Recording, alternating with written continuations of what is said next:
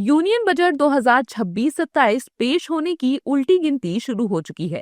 वित्त मंत्री निर्मला सीतारमण लगातार 9वीं बार 1 फरवरी को बजट पेश कर इतिहास रचेंगी। स्वतंत्र भारत के इतिहास में पहली बार बजट रविवार को आएगा, जो काफी खास बात है। हर सेक्टर की नजर अब वित्त मंत्री निर्मला सीतारमण पर टिकी है। इस बार रियल एस्टेट सेक्टर वित्त मंत्री को उम्मीद की नजर से देख रहा है, क्योंकि घर खरीदने का सपना हर किसी का होता है। रियल एस्टेट को लेकर भागलपुर से ईस्टर्न बिहार इंडस्ट्रीज एसोसिएशन के अध्यक्ष गोविंद अग्रवाल कहते हैं कि रियल एस्टेट सेक्टर हर किसी को छूता है। रियल एस्टेट एक ऐसा है जो हर व्यक्ति को छूता है, और मैंने अभी देखा है और बढ़ा भी है कि रियल जो स्टेट है वो 7% जीडीपी में अपना कंट्रीब्यूशन करता है। पूरे देश के 7% जीडीपी एक बहुत बड़ा है, और एग्रीकल्चर के बाद जो नौकरी सबसे ज़्यादा देता है वो अपना रियल एस्टेट देता है। तो नेचुरल है कि हर आदमी को, हर सेक्टर को प्रभावित करता है। तो इसमें मुख्य जो मुद्दा मेरे ख्याल से होना चाहिए भी, जो एक अफोर्डेबल हाउसिंग की बात होती है, जो गवर्नमेंट उस सेगमेंट में 45 लाख रुपए तक का जो एक घर होता है उसको अफोर्डेबल हाउसिंग में रखा गया। उस ब्रैकेट में इसको 75 लाख रुपए करने की बात हो रही है। डिमांड लोगों ने किया है कि इसको 75 लाख किया जाए, क्योंकि जो सुविधा 45 लाख तक वाले को अब मिल रही है वो 75 लाख वाले तक को मिले। एक्सपर्ट अफोर्डेबल हाउसिंग को लेकर सरकार से उम्मीद लगाए बैठे हैं, जिससे लोगों को राहत मिल सकती है। दिल्ली एनसीआर, मुंबई जैसे शहरों में अभी 45 लाख तक के घर को अफोर्डेबल माना जाता है।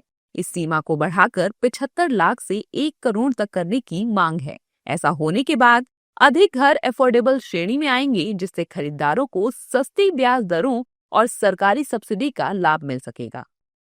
बढ़ती महंगाई, ऊंची ब्याज दरें और टैक्स का बोझ घर खरीदने वालों को पीछे ढकेल रहा है। ऐसे में इंडस्ट्री चाहती है कि बजट 2026 आम आदमी के लिए घर खरीदना आसान बनाए। टैक्स छूट, सस्ती होम लोन दरें और अफोर्डेबल हाउसिंग को बढ़ावा देने वाले फैसले इस सेक्टर की सबसे बड़ी मांग बनकर उभरे हैं। आगामी बजट को लेकर टैक्स एक्सपर्ट और इकोनॉमिस्ट प्रदीप झुनझुनवाला ने रियल एस्टेट को लेकर वित्त मंत्री से कई प्रकार के टैक्स छूट की मांग की है, जिससे इस सेक्टर को मजबूती मिल सके। सबसे अहम मुद्दा आता है कि किस क्षेत्र में हम लोग को कौन कौन सी छूट दे सकते हैं। तो रियल्टी सेक्टर, जो कि हमारे देश का बैकबोन है, उसमें मैं चाहूँगा कि अभी जो भी लिमिट्स हैं जो रियल एस्टेट में छूट दी जा रही है उसको बढ़ाया जाए। कम से कम उसको 1 करोड़ रुपया किया जाए, ताकि एक आम घर की कीमत आजकल 1 करोड़ रुपये एवरेज हो जाती है, तो वहाँ तक कोई भी कर नहीं लगना चाहिए। दूसरा है कि जो capital, long term capital gain की बात आती है, उसमें मात्र 1 लाख रुपये तक छूट दी गई है। आज के समय में यदि हम इंडेक्स को देखते हैं तो 1 लाख रुपये कोई मायने नहीं रखता है। मेरा माननीय वित्त मंत्री से ये आग्रह है, उस 1 लाख रुपये की राशि को बढ़ाकर लॉन्ग टर्म कैपिटल गेन में 5 लाख रुपया किया जाए। फिलहाल होम लोन के ब्याज पर आयकर की धारा 24B के तहत अधिकतम 2 लाख की छूट मिलती है। प्रॉपर्टी की बढ़ती कीमतों को देखते हुए एक्सपर्ट इसे बढ़ाकर 4 लाख से 5 लाख करने की मांग कर रहे हैं। इससे मध्यम वर्ग की डिस्पोजेबल इनकम बढ़ेगी और वे बड़े लोन लेने का साहस कर सकेंगे। रियल एस्टेट इंडस्ट्री चाहती है कि लोगों को टैक्स में छूट दी जाए, जिससे लोगों को राहत मिले और वे अपने सपनों का घर खरीद सकें। इसके साथ ही उम्मीद जताई जा रही है कि होम लोन के ब्याज को भी कम किया जाए, जिससे लोगों को कम ब्याज और ईएमआई देने में ज्यादा कठिनाई ना हो। लेकिन दुनिया भर में ट्रम्प टैरिफ से हो रही उथल-पुथल के बीच अर्थव्यवस्था को स्टेबल बनाए रखना भी बड़ी चुनौती है। इस पर टैक्स एक्सपर्ट संजय कुमार सकल का कहना है कि अमेरिका की ओर से दुनिया भर में अनिश्चितता हो गई है।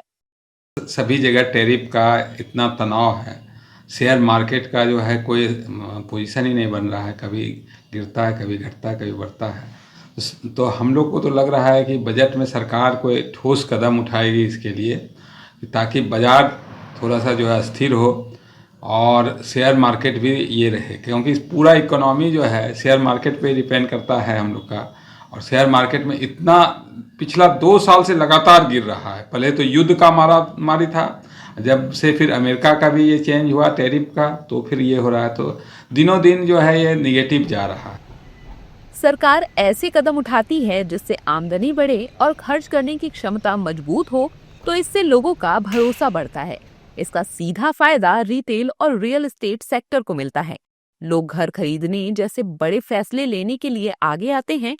अगर सरकार अनुकूल टैक्स नीति, स्टैंप ड्यूटी को आसान बनाए और जरूरी क्षेत्रों पर ध्यान दे तो इससे घर खरीदारों की संख्या बढ़ती है। इससे रियल एस्टेट सेक्टर में मांग मजबूत होती है।